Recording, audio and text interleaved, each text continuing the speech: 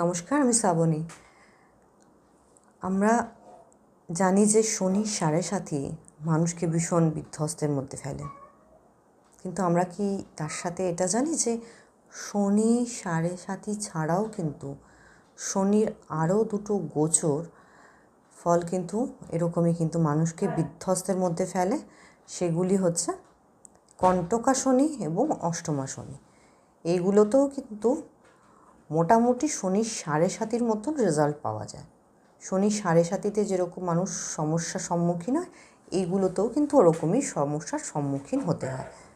তাহলে ইন্ডিভিজুয়াল চার্টেই কিন্তু এটা সম্ভব যে কার কোন জিনিসটা চলছে সেই অনুযায়ী প্রতিকার করে কিন্তু আবার কিন্তু ছন্দে কিন্তু নিয়ে আসা সম্ভব।